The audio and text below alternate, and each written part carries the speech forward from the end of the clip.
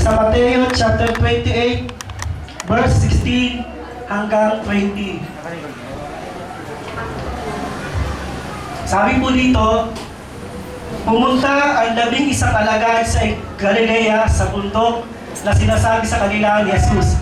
Nang makita nila siya'y sinamba nila, subalit may ilan sa kanilang may nag-alinlangan. Lumapit si Jesus at sinabi sa kanila, ibinigay na sa akin ang lahat ng kapangyarihan sa langit at sa lupa. Kaya't habang kayo'y humahayo, gawin ninyong alagad ko ang mga tao sa lahat ng bansa. Bautismuhan ninyo sila sa ngalan ng Ama at ng Anak at ng Espiritu Santo. Turuan ninyo silang sumunod sa lahat ng inuutos ko sa inyo.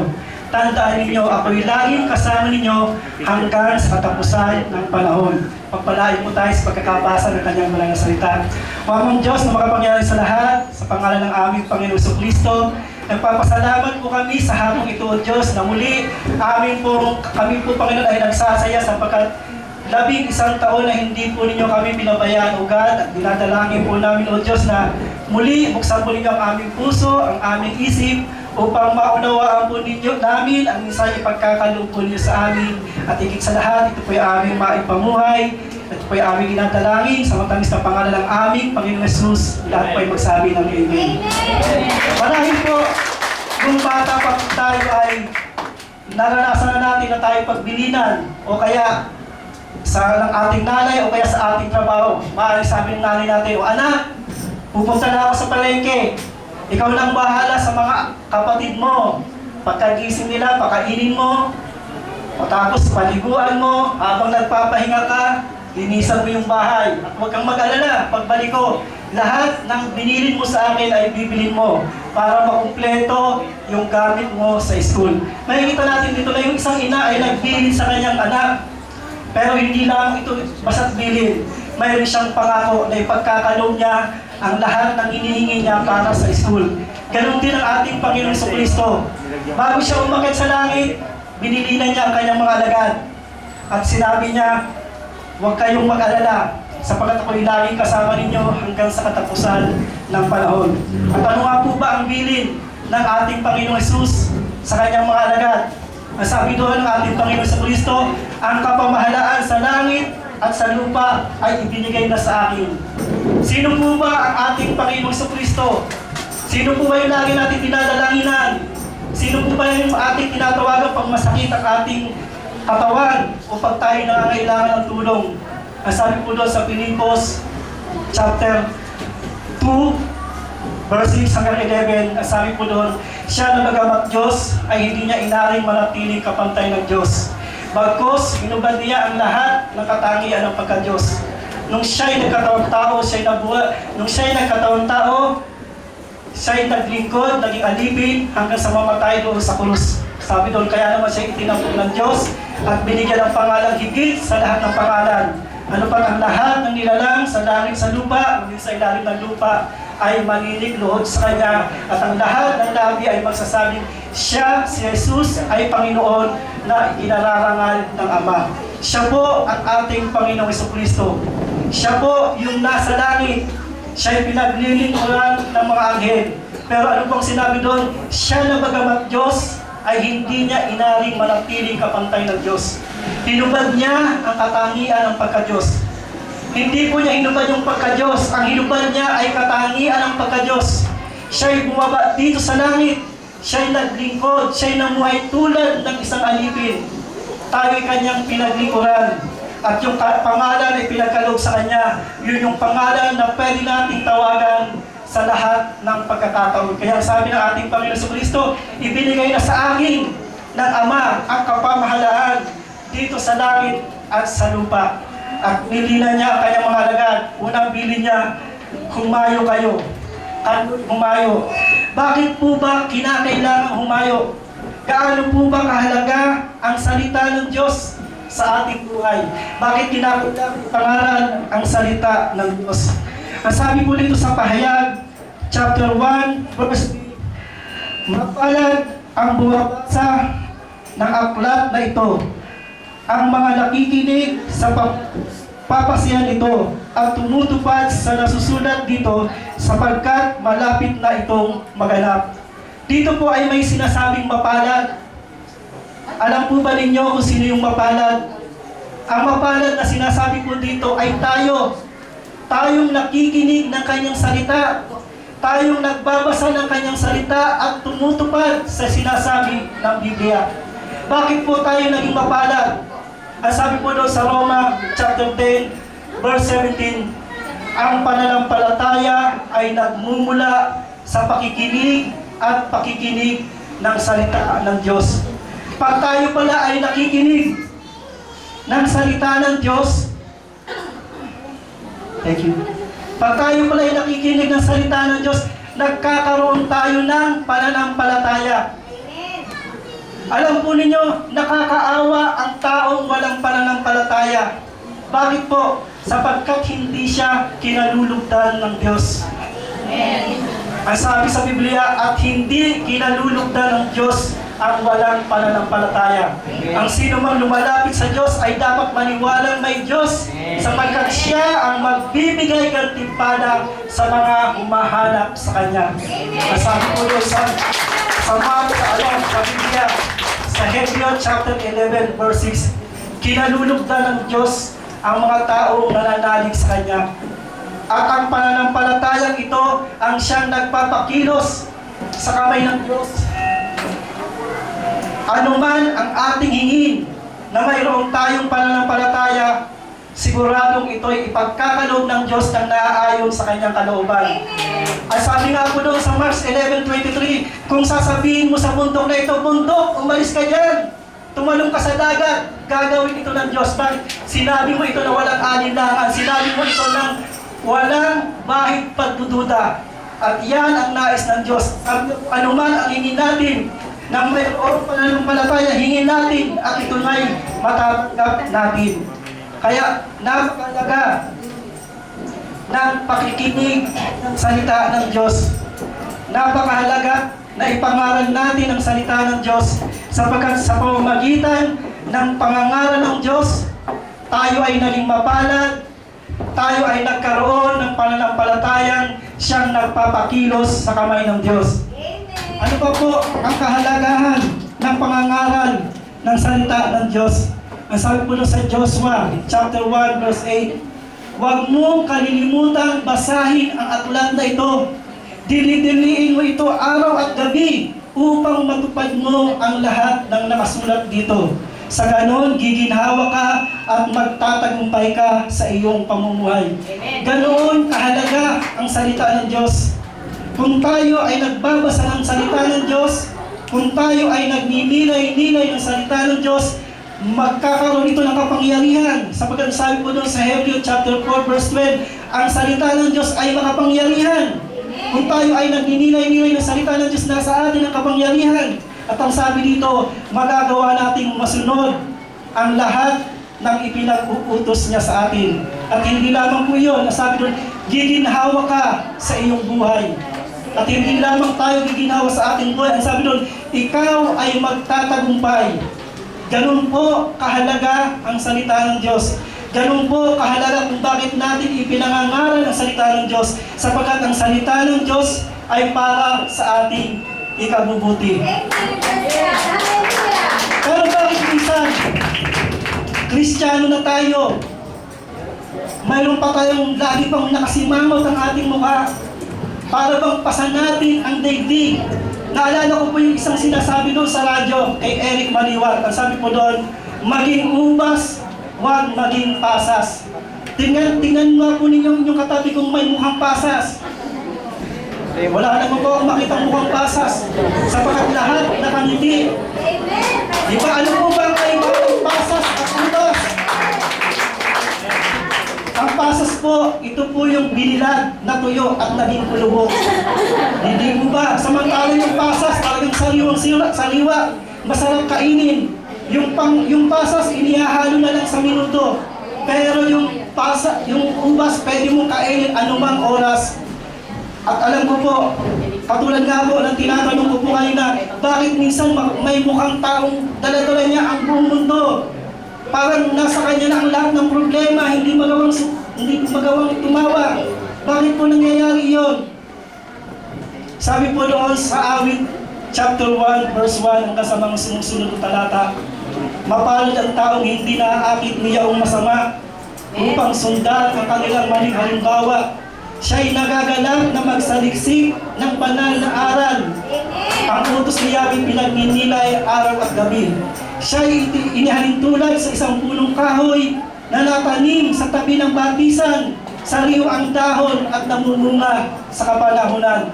Ganun pala yung taong nag-aaral ng salita ng Diyos, yung taong sabik na sabik sa salita ng Diyos. Inihalin tulad siya sa isang punong kahoy na natanim sa tabi ng batisan.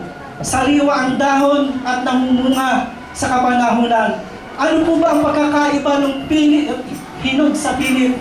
Yung kinalburo, yung talagang wala pa sa panahon, pinitas mo. Hindi ba hindi masarap, isang mapakla? Pero ang pangako ng Diyos, kung tayo ay mananatili sa kanyang mga salita, kung tayo magninilay-nilay ng kanyang mga salita, tayo ay mamumunga sa kapanahunan. Ibig sabihin, hindi tayo magiging talunan. Tayo higit pa sa mga mananagumpay, sapagkat ang kapangyarihan ng Diyos, ang salita ng Diyos, ay nasa ating buhay. At tulad nga po, kung binanggit kayo ni Pastor, tayo po bilang isang Kristiyano na nagmamahal sa kanyang mga salita, tayo po ay tinawag na naglalakad na Biblia, buhay na Biblia. Tayo yung tinitignan ng ating mga kapitbahay, kaya kinakailangan maging mabuting patotoo tayo. Kung ano yung napakinggan natin, kung ano yung narinig natin, kailangan ipamuhay natin. Huwag tayong maging Kristiyano sa muso, o kaya Kristiyan. Nagiging Kristiyano lamang pag may laman ang tiyan. Nagiging Kristiyano lamang Kristiyano sa muso. Kundi higit sa lahat, ipamuhay po natin ang salita ng Diyos, sapagkat yan ang nais ng Diyos. Sabi nga doon sa Matthew chapter 7 verse 21, hindi lahat ng tumatawag sa akin, Panginoon, Panginoon ay maliligtas, kundi ang lamang sumusunod sa kalooban ng aking Amang nasa langit. Yung susunod pong verse sa Marcos chapter 16, verse 15 hanggang 16, ang sabi po dito, at sinabi ni Jesus sa kanila, habang kayo'y humahayo sa buong mundo, ay ipangaral ninyo sa lahat ng tao ang magandang balita. Ang sino mang sumampalataya at mabautismuhan ay maliligtas. Ngunit ang ayaw sumampalataya ay parulusahan. Maliwanag po yung sinasabi dito. Ang sabi doon, ipangaral ang mabuting balita. Ipangaral ang Ebanghelyo. Ang ibig po sabihin ng Ebanghelyo, mabuting balita. Pag binuksan po natin yung ating radyo o kaya TV, nakakapanood po tayo ng balita. At karamihan sa balitang napapakinggan po natin ay mga masasamang balita. Minsan nga may programa si Arnold Clavio, kasama niya si RR, may portion doon na bad news, good news. Magsasalita si Arnold Clavio ng good news, tatapatan naman ni RR ng bad news. Ano po ba ang gusto niyo? Bad news, good news? Minsan pag binuksan nyo yung TV, mapapakinggan nyo, lola, nirape at pinagnakawa ng adik. Totoo po yan.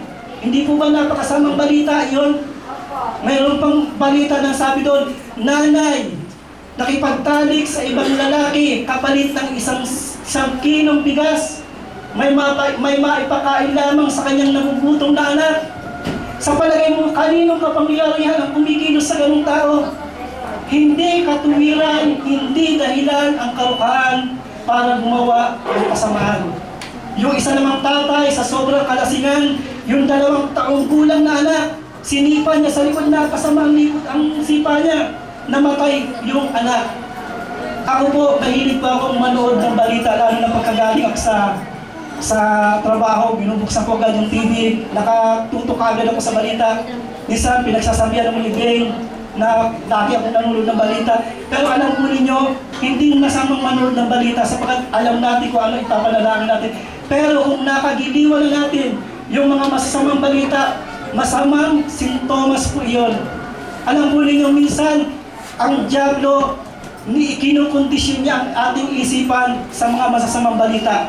Pag tayo ay nakikinig ng masamang balita, yung masamang balita ay nagiging pangkaraniwan na lamang. At yan ang taktika ng dyablo, na yung masama ay maging pangkaraniwan. At darating ang araw yung masamang balita, gagawin ng dyablo na maging mabuting balita. Katulad ngayon, dati ba wala kang mababalitaan lalaki sa kapwa lalaki nagpakasal, pero ngayon sa ibang bansa, pinapayagan na ang magpakasal ng lalaki sa lalaki at babae sa babae. Bakit? Namaniobra na ng dyablo yung pag-iisip ng mga mambabatas. Kaya sila ay nagpasa ng batas na pwede na ikasal ang babae sa babae at pwede na ikasal ang lalaki sa lalaki. At alam ko po, ang Diyos ay hindi nalulugod sa ganong batas. Alam ko na ang Diyos, alam natin na ang Diyos ay hindi nalulugod sa ganong masamang balita. Kaya anong sabi ng Panginoon sa Kristo? Anong ibinili niya?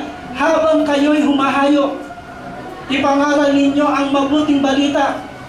Ang sino mang sumampalataya ay mabautismuhan ay maliligtas.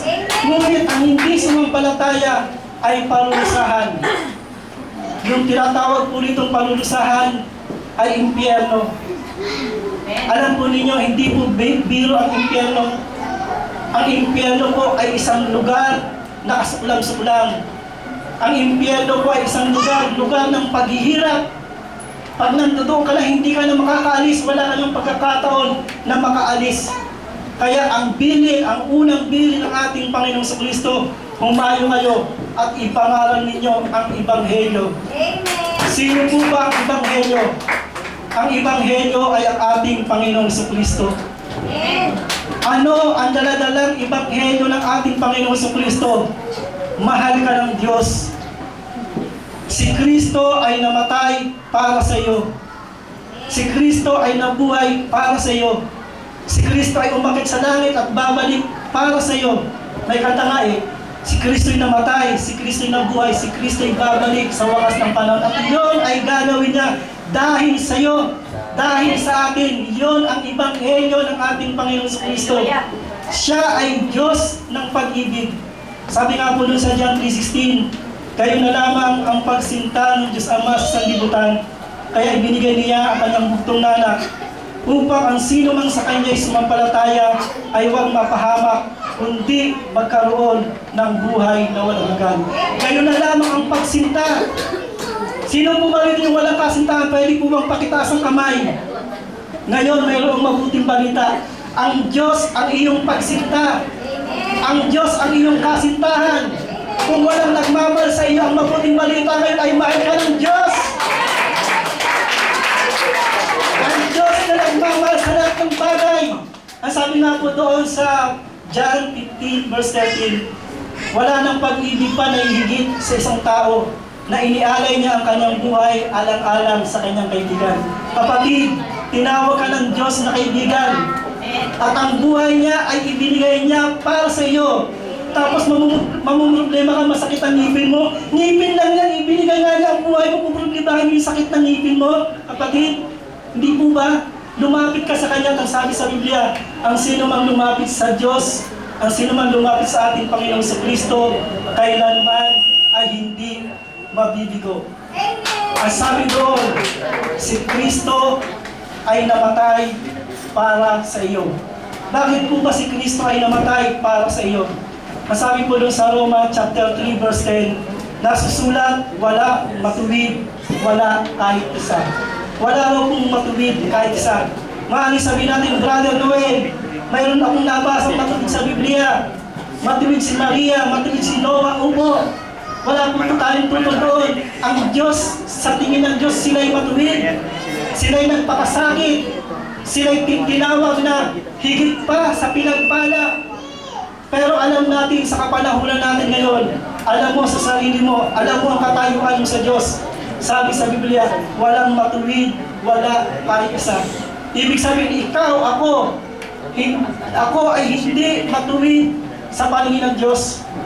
Ang sabi po sa Roma chapter 3 verse 23, ang lahat ay nagkasala at walang nakaabot sa pamantayan ng Diyos. Kahit ikaw ay reliyosong tao, kahit ikaw ay palasimba, kahit ikaw ay nagmamahal sa magulang, kahit hindi ka pumapatay, kahit ginagawa mo ang mga bagay na mabubuti, kung wala si Kristo sa buhay mo, hindi ka nakaabot sa pamantayan ng Diyos. Amen. Minsan, mayroon sino po ba dito yung mayaman na binata pa, pwede po bang pakita sa kamay? Buti na lang, walang mayaman dito tsaka binata. Kasi pag binata ka at mayaman ka, paglabas mo dito, hindi ka na binata. Marami nang mag-a-apply sa'yo. Minsan, mayroong mayamang binata na lumapit sa ating Panginoong Kristo. Ang sabi niya, Guro, paano po ba ako magkakaroon ng buhay na walang hanggan? Ang sabi ng ating Panginoong Kristo, alam mo ang kasulatan. Huwag kang papatay. Huwag kang magnanakaw. Huwag kang makikiapid. Igalang mo ang iyong ama't ina. Sabi ng mayamang binata ito, Guro, nagawa ko na po ito mula pa sa aking pagkabata. Ang binatang mayaman na ito ay mabuting tao. Siya ay hindi nangalo niya. Siya ay mapagkawang gawa. Pero sa kabila ng mga ginawa niya, hindi siya nakarating ng langit. Bakit? Ang kaligtasan ay hindi sa ating mga gawa. Ang kaligtasan ay mararanasan lang natin, matatanggap lang natin sa pamamagitan ng ginawa ng ating Panginoong Jesucristo doon sa krus ng Kalbaryo. Ang sabi ng binata, Guro, nagawa ko na po ito mula pa sa aking pagkabata. Ang sabi ng ating Panginoong Jesucristo, kung ganun isang bagay na lamang, ipagbili mo ang lahat ng iyong ari-arian. Yung naipagbiling ari-arian, ipamigay mo sa mga lukha at sumunod ka sa akin. Nang marinig ito ng mayamang binata, siya ay namanglaw, siya ay nalungkot, at siya ay unti-unti nawala sa paningin ng Diyos. At ang sabi ng ating Panginoong Jesucristo, mas madali pang makapasok ang kamelyo sa butas ng karayom kaysa pagharian ng Diyos ang mayayaman. Hindi po masama ang kayamanan, hindi po masama ang pera, kaya lang dapat ang nagmamaniobra ng kayamanan, ang nagmamaniobra ng pera ay ang tao. Hindi dapat kontrolin ang kayamanan ng tao. Paano po ba natin malalaman na nakokontrol ng pera, ng kayamanan ng tao kapag nagbago na ang ugali ng tao? Minsan sasabihin niya, Lord, magkatrabaho lang ako. Magbibigay ako ng ganito sa simbahan. Nung nagkatrabaho, nagbigay nga, pero nung makailang ulit ng pagsamba na wala na, bakit? Busy na dahil may trabaho siya. Nakalulungkot, hindi masama ang magtrabaho, pero anong sabi sa Biblia, pag inuuna mo ang Diyos, ibibigay niya ang lahat ng bagay. Sapagkat siya kailanman ay hindi nagkulang. Sabi doon, walang matuwid, wala kahit isa, at walang nakaabot sa pamantayan ng Diyos. Sabi po doon sa Roma chapter 6 verse 23, ang kabayaran ng kasalanan ay kamatayan. Ngunit ang kaloob ng Diyos na libre na walang bayad ay buhay na walang hanggan sa pamamagitan ng ating Panginoong Jesucristo. Ibig sabihin mga kapatid, kung wala tayong pananalig kay Kristo Jesus, kung wala pa siya sa ating buhay, buhay pa tayo, naharulan na tayo. At ano ang habol? Kaparusahan doon sa impyerno. Pero anong sabi doon? Ngunit ang kaloob ng Diyos na libre na walang bayad ay buhay na walang hanggan sa pamamagitan ni Kristo Jesus.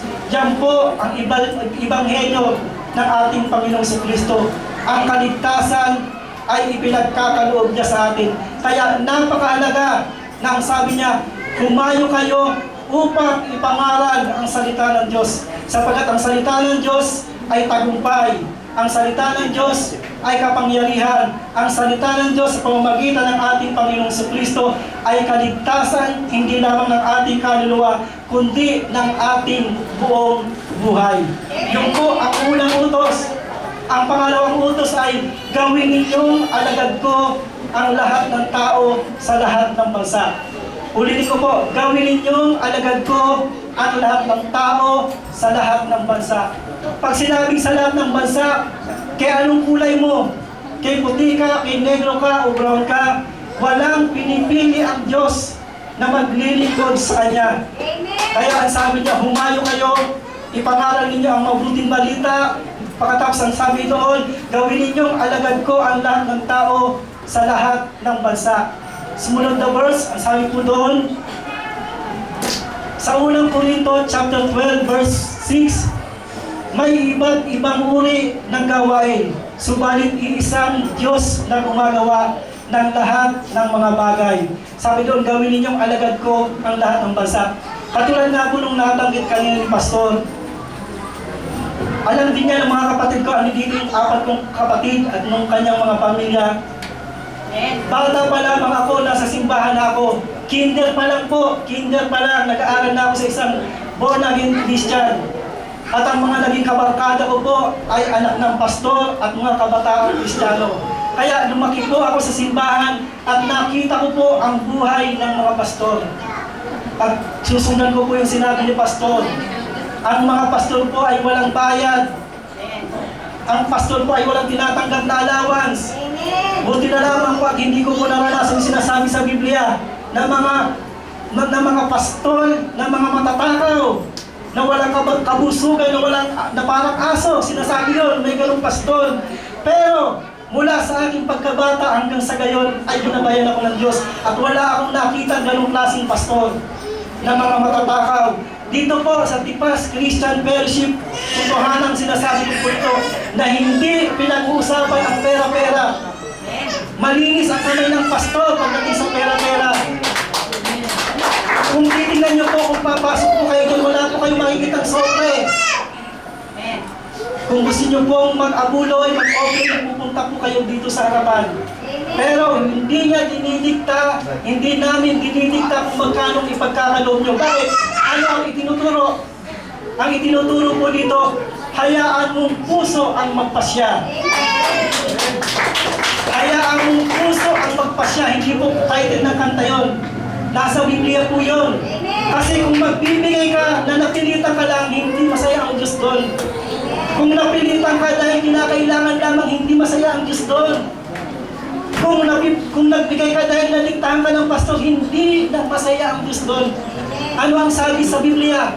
Sa 2 Korinto 9:7, magbigay ayon sa pasya ng puso.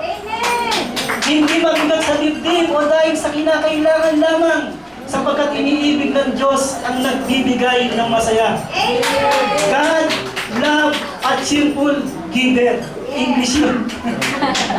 Kasi mahilong po ako sa English kasi di naman po ako nakapagtapos. Kaya nga yung title English pero yung mga body, yung mga katawang Tagalog. Kaya Taglish. Kaya God, love, a cheerful giver. Masaya ang Diyos sa nagbibigay ng masaya. Kaya kung tayo ay maglilingkod, kailangan maglilingkod tayo na ang puso ang nagpapasya.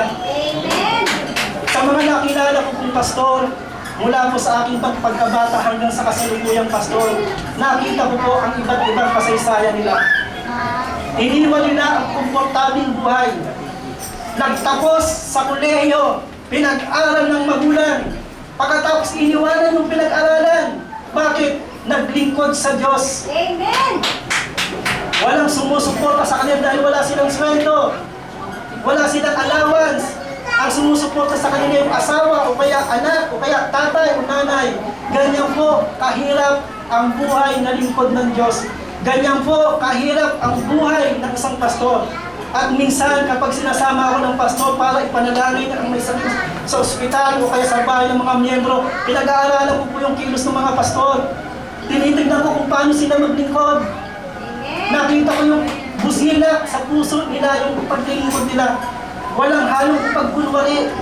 Pagka yung talagang may sakit, ipapanalangin nila. Bibigyan nila ng word of God upang magkaroon upang tumibay ang pananampalataya. At pagkatapos nun ipapanalangin ng may sakit. Alam mo ba rin yung paano manalangin ang pastor sa may sakit? Yung mukha ng may sakit at mukha ng pastor halos magkapalit na. Pagkatapos kahit may dugo, yung may sakit, kahit sariwa pa yung dugo, may sugat, ahawakan niyo ng pastor. At sasabihin ko, pastor, hindi ka ba natatakot? Baka mahawa ka sa sakit? Ano sabi niya? Ang Diyos ang siyang mag-iingat sa atin sapagkat tayo lingkod ng Diyos. Ganyan ang lingkod ng Diyos. Naglilingkod ng nasa puso. Kaya nga ano ang sabi doon? May iba't ibang uri ng gawain, subalit iisa na ang gumagawa ng lahat ng bagay sa lahat. Tayo, sabi nga po doon sa Romans chapter 8 verse 28, alam natin sa lahat ng bagay, ang Diyos ay gumagawa kasama ng mga nagmamahal sa Kanya. Ang mga tinawag niya ay sa Kanyang panukala, sa Kanyang ikabubuti. Ang lahat daw po ay nagkakalakip-lakip. Katulad nga po nung sinabi ni Sister Edith, ni Pastor, na nung unang buksan ito, hindi nila planong magkaroon ng sambahan dito.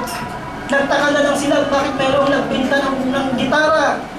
At nung anniversary yata nung kasal nila, nagkaroon ng ordinasyon. Ako naman, parang hindi yata akin aksidente dahil sabi sa akin ng nanay ko, nung buhay pang nanay ko at ng kapatid ko, naman magkakaroon yata ng simbahan niya. Kaya unang-unang araw ng pagbubukas ng simbahan ito ay nandito ako. At dito naramdaman ko na tinawag ako ng Diyos para maglingkod sa Kanya. Amen. Tandaan mo ninyo ito. Ang sinasabi pong ministeryo, ang ibig sabihin ng ministeryo ay salitang paglilingkod. Amen. Ang salita pong ministeryo ay serbisyo. Sabi ng ating Panginoon sa Kristo, napunta raw siya rito hindi upang paglingkuran, kundi upang maglingkod at ialay ang kanyang buhay. Amen. Ang mga ministro, ang ibig sabihin ng ministro ay lingkod. Ibig sabihin, ang lahat ng katawan ni Kristo, ang lahat ng miyembro ng iglesia ni Kristo ay mga tagapaglingkod o ministro. Tayo pong lahat ay ministro. Tayo pong lahat ay tagapaglingkod. Kaya nga mayroong iba't ibang kaloob. May tinatawag na pastor, may tinawag na apostol, may tinawag na guro, may tinawag na propeta, at mayroon pang iba't ibang kaloob. Kapatid, naniniwala po ako na tayo pong lahat ay tinawag ng Diyos para maglingkod sa iba't ibang kaloob na ipinagkaloob sa atin.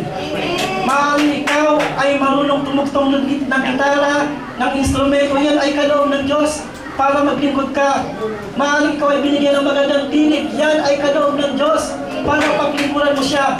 At hindi lamang mga lingkod ng Diyos yung nandito sa loob ng simbahan. Sa lahat, sa labas ng simbahan ay pwede tayong maglingkod. Amen. Sino po ba ito yung madaldal dati? Yung dating chismosa. Yan ay kaloob ng Diyos, ginamit mo lang sa mali. Ngayong born again ka na, yung pagiging madaldal mo, yan ay gagamitin mo upang idaldal mo ang kabutihan ng Diyos. Amen po ba? Sino po ba rin yung kaibigan? Dati, pag upo niya sa isang lugar, wala siyang kakilala, maya-maya kaibigan niya na yung nakatabi niya. Yan ay kaloob ng Diyos. At yan ay magagamit mo sa paglilingkod sa Kanya. Kahit na po yung nagwawalis, nagpumulas na siya, yung mga hindi natin nakikita naglilingkod sa Diyos, yan ay mahalaga sa kaharian ng Diyos. Sapagkat Diyos ang siyang gaganti sa ginagawa mong lihim na hindi nakikita at nakikita ng Diyos. Ang Diyos ang siyang magbibigay gantimpala sa iyo. Amen. Ano bang klaseng paglilingkod ang pwede natin gawin sa kaharian ng Diyos? Minsan nga po, doon sa Mateo chapter 25, sa bahagi ng pag-uubong, ay binanggit po ng ating Panginoong Kristo na hiniwalay niya ang tupa at ang kambing. Nasabi niya doon sa tupa, halika anak, pumasok ka sa tahanang inihanda sa iyo ng aking ama, sapagkat nung nagutom ako, pinakain mo ako. Nung nauhaw ako, pinainom mo ako. Nung wala akong matirhan, wala akong maisap, binigyan mo ako ng kasagutan. Nung ako'y nabilanggo at nagkasakit, dinalaw mo ako. Ang sabi ng tupa, teka Panginoon, kailan po ba namin nakitang kayo nagutom at pinakain? Kailan po ba namin nakitang kayo nauhaw at pinainom? Kailan po ba namin kayo nakitang nagkasakit, nabilanggo at dinalaw? Ano ang sabi ng ating Panginoong Hesus? Kung ano ang ginawa mo sa pinakang aba, yon ang ginawa mo sa akin. Ang paglilingkod sa kapwa ay paglilingkod sa Diyos. Amen. Naniniwala po ba kayo na yung mga barangay official, mga mayor, sila ay extension ng kamay ng Diyos? Sila ay mga lingkod ng Diyos upang paglingkuran tayo? Kaya dapat tinuturo sa Biblia na tayo sumunod sa mga namamahala sa atin, sapagkat walang pamahalaan na hindi galing sa Diyos. Sila ay ministro ng Diyos. Sila ay tagapaglingkod din sa Diyos. Iba't ibang opisina nga lang, sila ay nasa gobyerno. Kaya ang dapat natin gawin bilang anak ng Diyos, huwag tayong maging pasaway sa pamahalaan. Dapat tayong sumunod sa pamahalaan sapagkat katulad nga ng nabanggit ko po, walang pamahalaan na hindi galing sa Diyos. Ngayon, kung ang pamahalaan ay lumalaban sa Diyos, hindi sumusunod sa Diyos, ang Diyos na ang siyang bahala sa Kanya. Basta't gawin natin ang bahagi na ating gagampanan at ang Diyos ang siyang bahala sa kanila. Ang kinakailangan lamang sumunod tayo sa Kanya. Kaya mga kapatid, yung unang habilin, ipangaral ang salita ng Diyos. Ang pangalawa ay gawin ninyong alagad ko ang lahat ng bansa. Naniniwala po ako na lahat po tayo dito ay tinawag ng Diyos. Tayo ay niligtas upang maglingkod. Tayo ay nilikha upang maglingkod sa iba't ibang pamamaraan. Ang paglilingkod sa kapwa ay paglilingkod sa Diyos. Kung ano ang ginawa mo sa iyong kapwa, yun ang ginawa mo sa Diyos. Kaya bilang mga anak ng Diyos na tinawag niya, naniniwala ako na tayo pong lahat ay mga lingkod at alagad ng Diyos. Sumunod po utos. Number 3, bautismuhan ninyo sila. Ang sabi po doon sa Marcos chapter 1 verse 4, at dumating sa ilang si Juan na nagbautismo at nangaral. Sumunod. Nang panahong iyon ay dumating si Jesus mula sa Nazaret at sa Galilea at siya ay binautismuhan ni Juan sa ilog ng Jordan.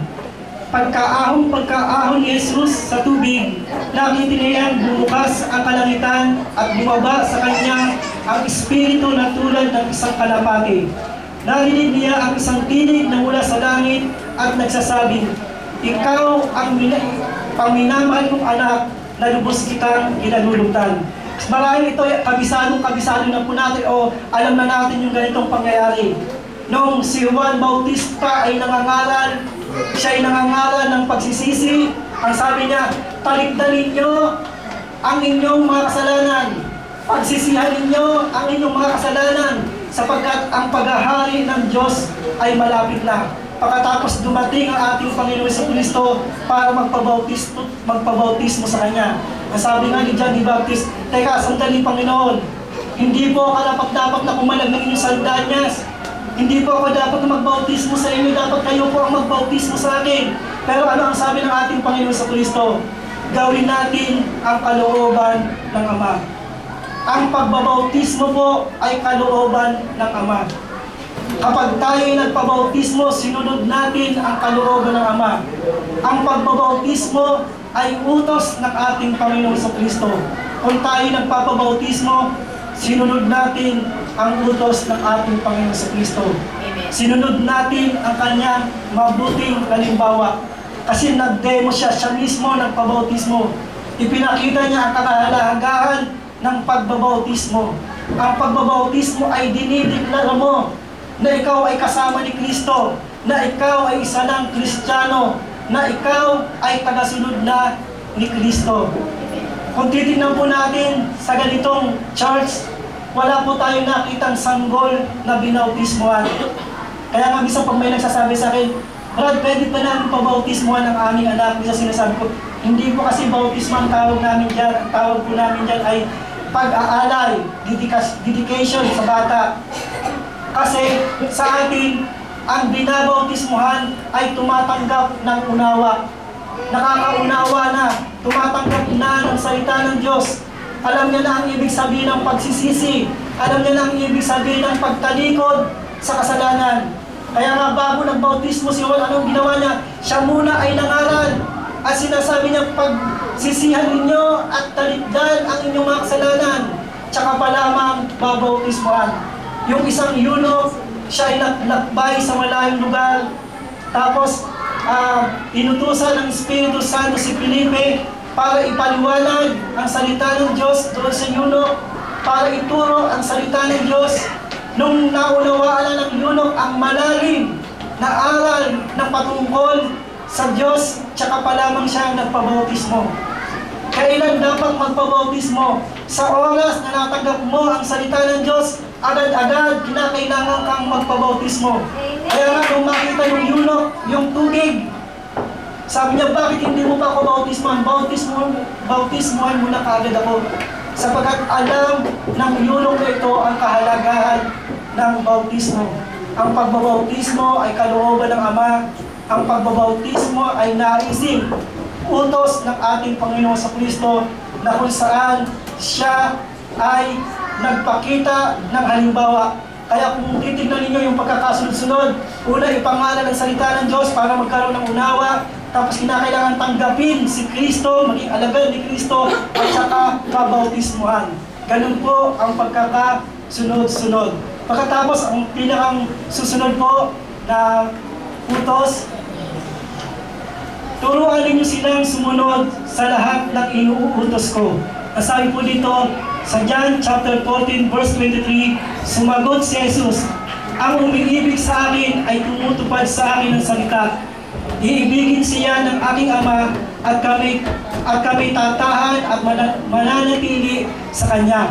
Nasabi nga doon, kung mahal mo si Kristo, kinakailangan mong sundin ang Kanyang utos. Ano-ano po bang utos ni Kristo?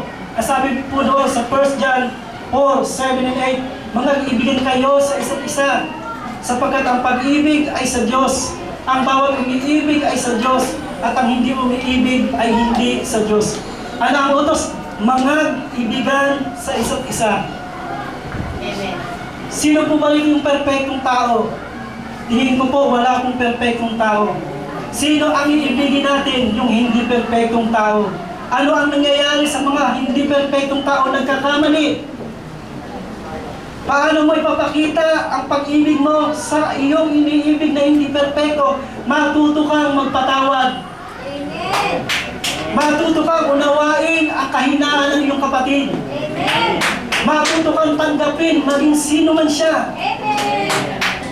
Tayo nga po, hindi po tayo karapat-dapat na ibigin. Tayo po'y makasalanan. Sino po ba yung hindi makasalanan dito? Sino po ba yung karapat-dapat sa Diyos? Tayo! Hindi tayo karapat-dapat sa Diyos, pero inibig tayo ng Diyos. Amen. At yan ang itinuturo, yan ang utos ng ating Panginoong sa Kristo, na mga ibigan tayo sa isa't isa. At ang pagpapatunay na minamahal mo ang isa't isa, marunong kang magpatawad. Di ba sabi sa Biblia, ang pag-ibig ay matiisin. Ang pag-ibig ay mapagpahinuhod. Yung kakainin mo na lamang, ibibigay mo pa. Yan ang pag-ibig. Ang pag-ibig ay hindi magaspang ang pag-uugali. Ang pag-ibig ay matapat. At ang sabi doon, nagtitiis sa lahat ng oras. Yan ang utos ng ating Panginoon sa Kristo, sapagkat sinasabi doon na ang Diyos ay pag-ibig. Marami pong utos siya. Ilan lang po ang ating babanggitin. Sino po ba rito yung nananalangin isang beses sa isang taon? Tuwing birthday lang niya. O walang nagtaas. Ibig sabihin, talagang nananalangin siya. Sino po ba yung nananalangin dito isang beses, isang buwan? Wala rin po, good sign po yan. Sino po yung nananalangin dito isang beses, isang linggo? Wala rin nagtaas ng kamay. Ano po bang ibig sabihin dito? Ibig sabihin dito na tayo ay nananalangin hindi lamang isang araw, isang beses, kundi sa lahat ng pagkakataon tayo ay nananalangin. Eh, po ba? Ang utos ng ating Panginoon sa Kristo, manalangin tayong walang patid. Amen. Kahit hawak-hawak mo yung drum, hagod ka ng hagod ng map, nananalangin ang diwa mo. Kahit kinukusok mo yung mga labahan, imbis na magalit ka kay Mr. dahil ang dumi-dumi ng damit niya. Habang nilalabay mo yung laban, Lord, ingatan mo si Mr. sa kanyang trabaho. Nagtatrabaho ka pero yung diwa mo nakikipag-ugnayan sa Diyos. Ang pananalangin ay pakikipag-ugnay sa Diyos. Ang pananalangin ay kinakailangan nakakunik ka sa Diyos. Parang kuryente, katulad ng ilaw na yan. Kapag yan ay hindi nakasaksak doon sa pinaka-plug, wala yang buhay, wala yang liwanag. Paano tayo magliliwanag? Paano tayo magiging makapangyarihan tulad ng isang kuryente? Kailangan nakasaksak tayo, nakakunik tayo sa Diyos. Ganun din ang ating buhay. Katulad ng nabanggit ko kanina, may mga Kristiyanong aan na pandap. May mga Kristiyanong madaling umiyak, madaling lumuha. Idinadaig ang kanyang asawa. Bakit nagkaganoon ang kanyang buhay? Dahil hindi siya nakakunik sa Diyos. Sapagkat ang Diyos ang nangako, hindi niya tayo iiwan, hindi niya tayo pababayaan. Pero tandaan po natin, tayo pong lahat ay hindi ibig sabihin, hindi nadadanas ng mga problema. Tayo po, bilang tao, ang mga pagsubok sa buhay, ang mga alalahanin sa buhay, yan ay paraan ng Diyos upang maramdaman natin, upang makita natin ang kanyang kapangyarihan.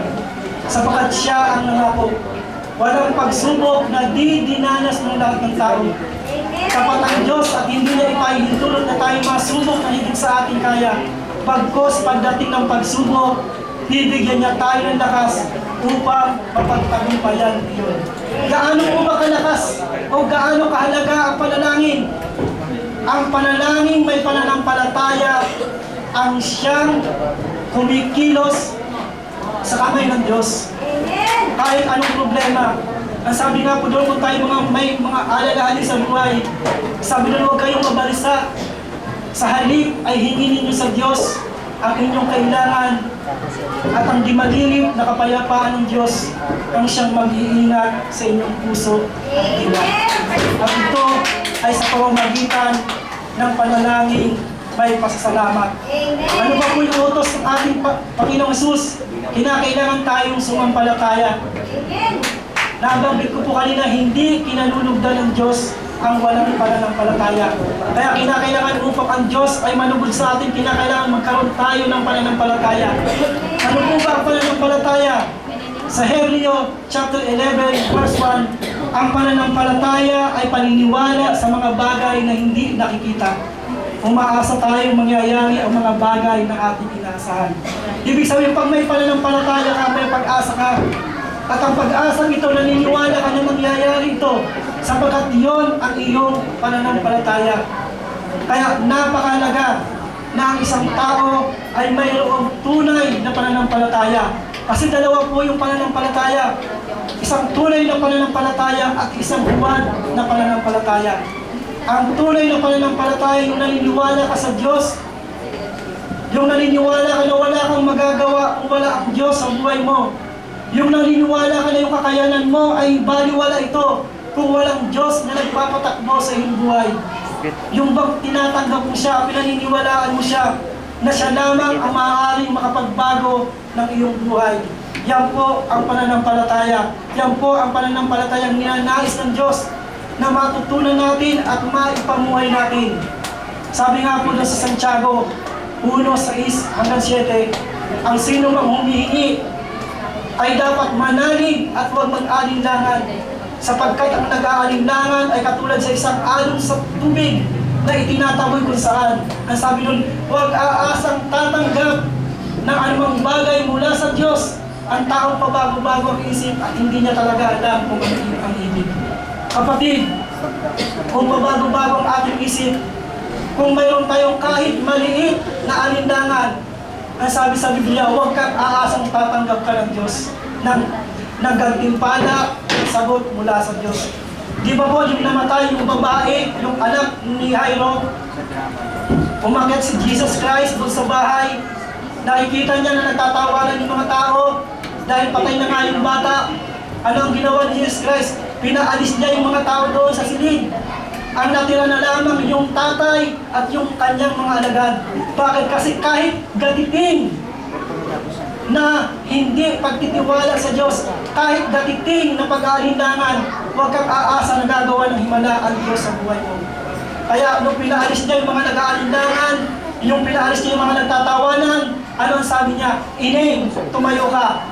Yung patay ay nabuhay. Bakit? Dahil sa pananampalataya, dahil sa kapangyarihan ng Diyos, sapagkat ang Diyos ay kumikilos sa pamamagitan ng pananampalatayang mayroong kalakip na panalangin at mayroong kalakip na gawa. Sumunod pong utos ng ating Panginoong Jesucristo ay yung sinasabi po niyang tayo'y matutong magpasalamat. Kinakailangan huwag tayong makakalimot. Ano man natatanggap natin biyaya, malaki man to o maliit, dapat natin itong ipagpasalamat sa Diyos, sapagkat ito lamang ang tanging may pagkakaloob niya natin sa Kanya, na tayo ay matutong magpasalamat. Sumunod, kinakailangan tayong matutong sumamba sa Kanya, magpuri sa Kanya. Yan ay kasama sa utos ng Diyos. Ang sabi nga po doon, ang Diyos ay Espiritu. Kaya dapat natin siyang sambahin sa Espiritu at sa katotohanan. Amen. Kapatid, ito po ang mensahe ng Diyos sa hapon na ito. Nasabi ko niya, ang kapangyarihan ay pinagkaloob na sa akin ng Ama sa langit at sa lupa. Ang sabi niya, humayo kayo, gawin niyo alagad ko ang lahat ng bansa. Bautismuhan niyo sila sa ngalan ng Ama, ng Anak at ng Espiritu Santo at turuan sumunod sa mga ipinahuli sa iyo. At ang pangako niya, ako'y laging kasama ninyo sa kawakasan ng panahon. Amen. Naalala ko po yung sinabi ni Pastor, kahit humingi ka ng humingi sa Diyos, hindi mangyayari yung hinihingi mo sa Kanya kung hindi mo siya susundin. Kinakailangan sundin mo muna ang Diyos at doon mararanasan mo ang pagkilos ng Diyos. Amen. Unahin natin ang Diyos sa lahat ng ating buhay at ang lahat ng bagay ay pawang idaragdag niya sa atin. Mga kapatid, katulad nga po ng mensahe kanina, nasabi doon ang tao ay makasalanan. Ang tao ay hindi nararapat sa paningin ng Diyos. Ang sabi po ni John the Baptist, ito ang kordero ng Diyos na nag-aalis ng kasalanan ng sanlibutan. Tinawag ang ating Panginoong Kristo na kordero. Bakit po siya tinawag na kordero ng Diyos? Minsan sa isang taon ay nag-aalay ang tao ng baka o tupa para ihandog sa dakong kabanal-banalan upang ito'y maging panlinis ng kanyang kasalanan. At ang trabaho ng pari, titignan niya yung hayop kung walang kapintasan. Kapag ka ang hayop ay duling, hindi niya pwede itong ihandog sa Diyos. Kapag ka ang hayop ay singkaw, pinay, may galis, hindi niya ito pwede ihandog sa Diyos. Sapagkat ang sabi po doon sa Deuteronomy 17 verse 1, na hindi siya nalulugod sa mga hindi mabuting handog. Kaya ang Panginoong Kristo ay perpektong handog, kordero ng Diyos na nag-aalis ng kasalanan ng sanlibutan. Kung walang pagbuhos ng dugo, kung walang pagtulo ng dugo, ay walang kapatawaran ng kasalanan. Kung nais po nating maranasan ang buhay na walang hanggan na ipinagkakaloob sa atin ng ating Panginoong Kristo na libre na walang bayad, ay kinakailangan lamang tayo sumampalataya sa Kanya, tanggapin natin siya. Marami pong nagtuturo, marami pong relihiyon na nagtuturo sa Biblia na si Kristo ay tagapagligtas, na walang ibang pangalan sa silong ng langit at lupa na sukat ikaligtas kundi ang pangalan lamang ng Panginoon sa Kristo. Pero hindi nila itinuturo na tanggapin ang ating Panginoon sa Kristo. Kung gusto po ninyong maranasan ang kaligtasang libre at pinagkakaloob ng ating Panginoon sa Kristo, ay kinakailangan po tayong sumampalataya sa Kanya at tanggapin po natin siya sa ating buhay bilang Panginoon at tagapagligtas. Inaanyayaan ko po ang mga manunugtog, awitin po natin yung Diyos ng Himala. At pagkatapos po nito ay tayo po ay mananalangin ng awiting pagpanggap sa Diyos.